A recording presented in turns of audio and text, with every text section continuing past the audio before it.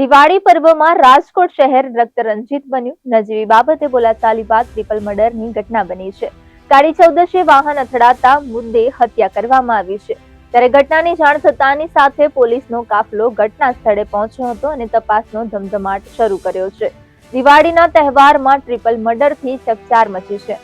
આંબેડકર નગરમાં ટ્રિપલ મર્ડરની ઘટના બની છે, જેમાં બે સગા ભાઈ સુરેશ પરમાર અને વિજય પરમારની હત્યા કરી દેવામાં આવી છે, તો સામા પક્ષે હુમલો કરનારની પણ હત્યા કરાઈ છે. પોલીસે બંને પક્ષે ફરિયાદ નોંધી તપાસ હાથ ધરી છે. ત્યારે રાજકોટના ગોંડલ રોડ પર બે ભાઈઓ પર પહેલા છરીથી હુમલો કરવામાં આવ્યો અને મોતની ઘાટ ઉતારી દેવામાં આવ્યા છે. તો પોલીસે જે જગ્યાએ ઘટના બની છે તે જગ્યાએ પોલીસનો બંદોબસ્ત ખડકી દીધો છે અને તપાસ શરૂ કરી દીધી છે. મારા છોકરા બે મારા દીકરા છે. શું નામ એમનું? એકનું નામ સુરેશભાઈ વશરામભાઈ, એકનું નામ વિજયભાઈ. પછી સુધીરીનો દીકરો વિજયનો દીકરો, એને વાહામાં મારી છે તરવાલ. પછી એના ઘરનાને વિજયભાઈ ઓફ થઈ ગયા, એના ઘરનાને એક માથામાં સરી મારી છે. બીજા કોણ ઓફ થઈ ચાર ગયા? જણા, વિજયભાઈ અને સુરેશભાઈ, બે ભાઈ. શું ઘટના કે બની હતી ને ક્યારે બની હતી? ભાઈનું 10 સાડા 10 થયા છે. હું તો બધા હોઈ ગયા હતા, થાકી ગયા. એટલે બે મજૂરી કરે છે સાહેબ. ઘટનાનું કારણ કઈ ખબર છે?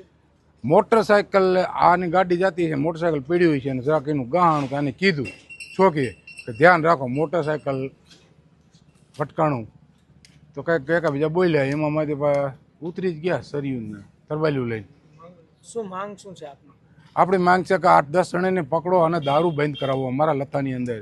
એટલી અટાણા છે ને એની વાત કરો, બહુ